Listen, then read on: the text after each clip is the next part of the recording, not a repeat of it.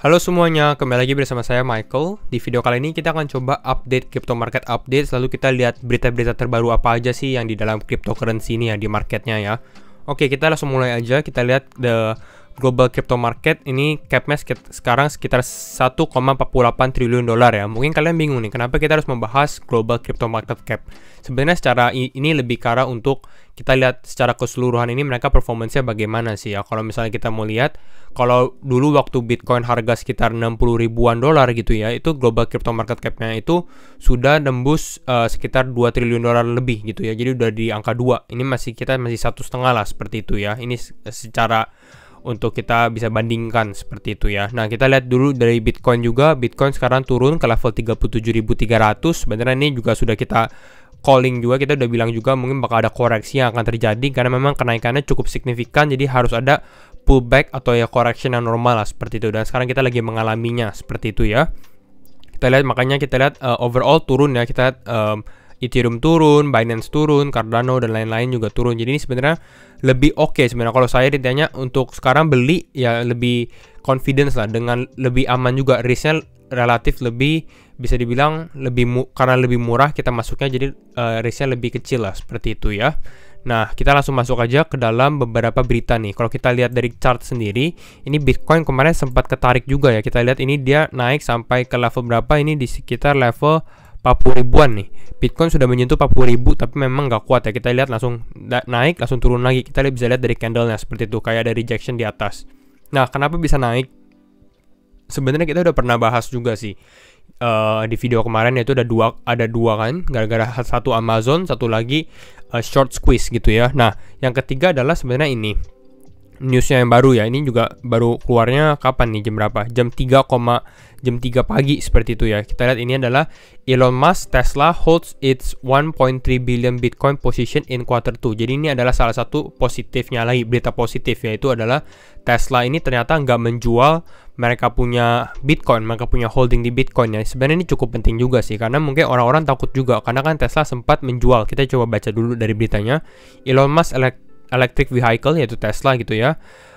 Kita lihat dia nggak beli digital assets, nggak beli Bitcoin, tapi nggak jual Bitcoin juga seperti itu ya. According mereka punya quarter 2 earnings, karena memang sekarang sudah bulan Juli dan banyak perusahaan yang sudah publish mereka punya quarter 2 report juga seperti itu ya. Nah, secara backstory-nya apa? Backstory-nya ini adalah Tesla di bulan Februari dia bilang kan dia akan membeli sekitar 1,5 miliar dolar worth of Bitcoin gitu ya.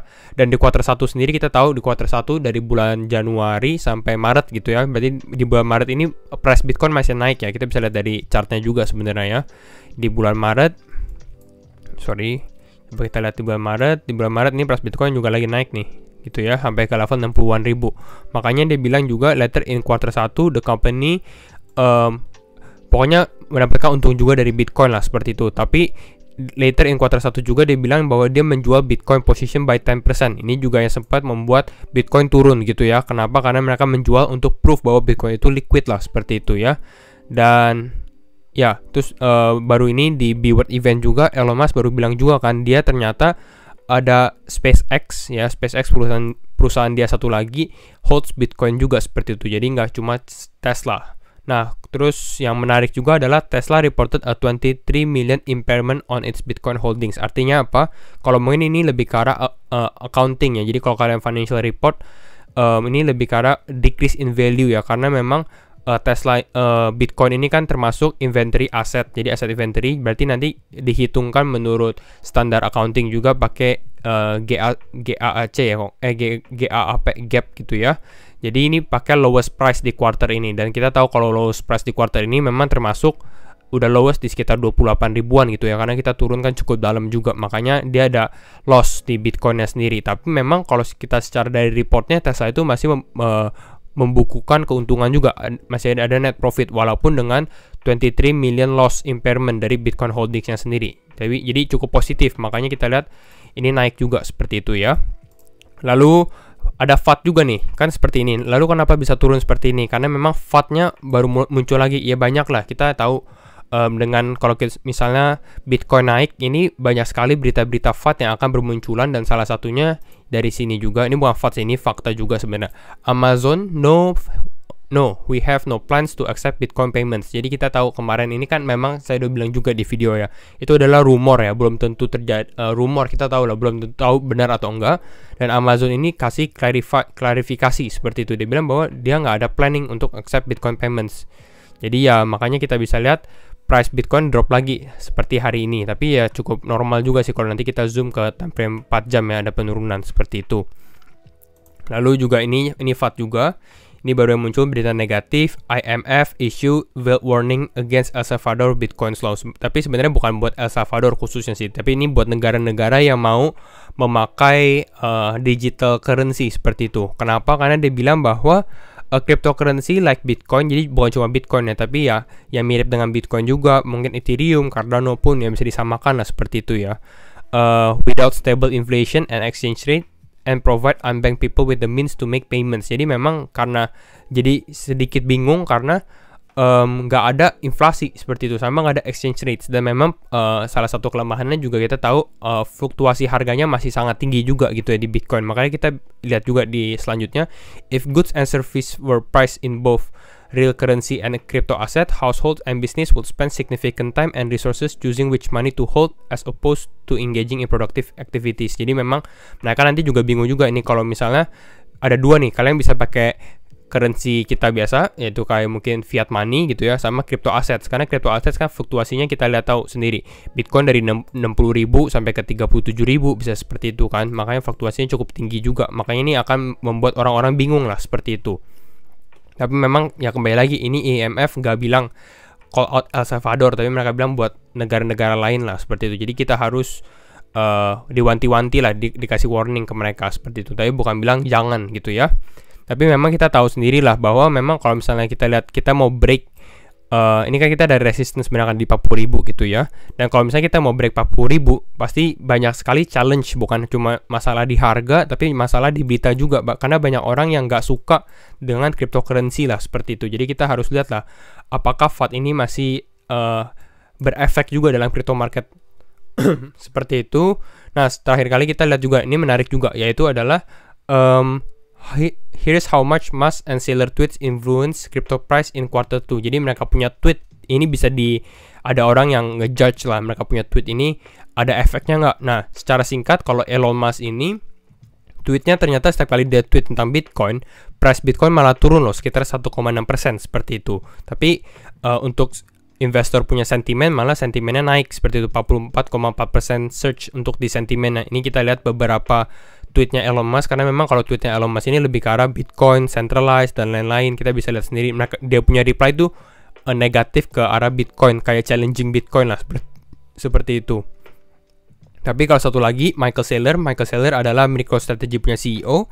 Dia bilang kalau ini beda, the price increased by 4.4%. Jadi justru kalau Michael Saylor nge-tweet, ini malah naik gitu ya harga Bitcoin. Investment sentiment fell by 0,8%, tapi sentimen untuk invest malah turun. Ya turun sekitar 0,8% seperti itu. Tapi kalau Michael Saylor beda, dia bilang kayak lebih ke positif terhadap Bitcoin, kayak inflation is a cancer that has been killing civilizations dan lain-lain seperti itu. Karena Bitcoin kan gak ada inflasi, supply-nya max di 21 juta seperti itu. Jadi menarik sekali, kita bisa lihat perubahan harga. Ini kalian bisa lihat juga kalau Michael Saylor dia sangat optimis sebenarnya dengan Bitcoin ya. Nah, kita langsung masuk aja ke dalam chart gitu ya. Kita bahas coba sedikit charting. Kalau misalnya kita lihat kemarin ada rejection, dan ini FAT langsung bertebaran karena banyak sekali yang nggak suka Bitcoin ya, nggak suka cryptocurrency in general lah seperti itu. Tapi kita lihat ini Bitcoin sebenarnya relatif stabil sih. Saya lihat mungkin kita bisa koreksi sampai ke 35.000, 34.000 ya. Tapi kalau misalnya lihat kita udah naik ke 40.000, ini sebenarnya koreksinya sudah cukup oke lah. Hopefully kita akan konsolidasi aja dulu di level ini sekitar 37.000, dan ini pun termasuk healthy walaupun kita turun sekitar 7,7%-an lah seperti itu. Mungkin kalian nggak lihat ini hijau terus kan, makanya kita memang harus ada ya koreksi lah. Mungkin kita lebih enaknya di time frame 4 jam, jadi kalian bisa lebih lihat juga gitu ya. Nah, kalau kita lihat seperti ini tuh kita dari recovery ini, dari bottom kalian bisa lihat ya, terus kita recover naik, tapi naiknya tuh walaupun kita ada candle merah juga di candle 4 jam, tapi yang nggak begitu signifikan gitu ya. Jadi cuma buat konsolidasi doang. Nah, tapi di sini kita akan ada namanya minor correction, ini cukup lumayan juga, dan ini membuat bukan jadi jelek karena dia turun, tapi lebih ke arah ya ini cukup healthy lah, bukan namanya bull trap juga seperti itu. Karena kalau bull trap ini baru namanya tiba-tiba price-nya di dump ke bawah lagi. Nah, ini namanya baru bull trap seperti itu. Kalau ini lebih ke arah normal correction. Dengan kita lihat aja nih, ini naik sekitar 37%, kita bisa lihat sendiri. Dan ini sekarang turun sekitar ya bisa dibilang 10%-an lah gitu ya. Ya berarti termasuk normal lah, karena memang kalau kita tahu sendiri ya, di market yang healthy sebenarnya yang nggak ada tuh namanya kita naik tuh selalu harus naik, turun, naik lagi. Pokoknya ada kayak higher high, higher low, higher high, higher low seperti itu. Bukan kayak kita langsung naik aja vertikal seperti itu ya. Jadi itu adalah sedikit ini. Jadi hopefully kita bisa konsolidasi dulu. Dan kalau misalnya kita lihat juga dari one day time frame, sebenarnya ini ada satu sih, kalau nggak salah tadi saya lihat juga nih ada trend line yang kita bisa lihat juga nih dari sini. Mungkin kita bisa tarik nih trend line-nya. Bentar ya. Nah, kita kalau lihat trend line seperti ini. Oke, kalau misalnya kita seperti trend line ini, sebenarnya ini adalah trend line yang bisa, ya harus Bitcoin break sih sebenarnya. Ini trend line-nya kita lihat ada ya, pertama, tes ketiga ini dari supportnya, dari support trend line, karena dia turun ke bawah, ada ini dia sekarang menjadi rejection gitu ya, menjadi resistance di atas seperti itu. Dan sekarang kita lagi mau menembus trend line yang tersebut. Kita menembus trend line tersebut, hopefully sih sebenarnya kita bisa menembus ini dalam minggu inilah seperti itu. Jadi kita konsolidasi dan akhirnya kita menembus ke trend line ini. Mungkin bulan Agustus dan lain-lain, bulan Agustusan mungkin kita bisa akan coba untuk menembus dari trend line ini dan coba ke 42.000. Dan kemarin saya sempat juga ngomong sih sebenarnya ya, kalau nggak salah di sini ya, di sini bilang kalau Bitcoin ini naik di atas 41.000 ya di sini. Tapi saya ralat karena memang kalau kita harus lihat dari overallnya. Kalau lihat overall sebenarnya lebih ke arah 42.500-an. Jadi di sekitar 42.500 ini baru kita bisa menandakan Bitcoin kembali positif lagi ya. Coba saya hide volume dulu. Jadi bisa dijelaskan lebih gampang. Jadi kalau misalnya kita lihat seperti ini, pada saat kita massive sell off turun ke bawah gitu ya, kita kan ada namanya relief rally ya, naik ke atas sedikit gitu ya, dan ini sampai ke 42.500. Dan sejak saat itu kita tuh belum pernah tes lagi di 42.500, kita belum pernah naik kembali gitu ya. Dan mungkin ya hopefully kalau misalnya kita akhirnya bisa naik keluar dari ini dengan 4-year cycle juga gitu ya, ya ini mungkin akan menjadi sentimen positif juga kalau misalnya kita bisa break. Dan ini crossing juga nih ya, EMA 50 dan EMA 20 juga berhasil crossing, dan ini akan menjadi positif sentimen seperti itu. Bagaimana dengan keadaan volume? Kalau volume saya lihat ini volumenya cukup oke sebenarnya. Dengan kayak kemarin kita ada pump sedikit, ini volume kita bisa lihat ada kenaikan gitu ya. Jadi kalau selama ini kita lihat ini volumenya lebih gede sebenarnya pada saat kita recovery kan. Kita recovery ini volumenya gede, tapi selama itu waktu kita naik ya, ini volumenya langsung agak mengecil gitu ya. Tapi akhirnya kita break juga di sini, mungkin gara-gara ada positif sentimen dari yang kemarin gitu ya, sampai kita ke 40.000 dan sekarang kita sedikit drop seperti itu. Overall sekarang masih normal, dan sekarang kalau kalian yang mau beli pun harganya lebih murah dan terdiskon sih. Jadi cukup rekomen kalian bisa masuk secara bertahap juga sih sebenarnya. Nah, itu saja video tentang Bitcoin untuk hari ini dan update. Semoga kalian suka, and see you in the next video. Bye bye.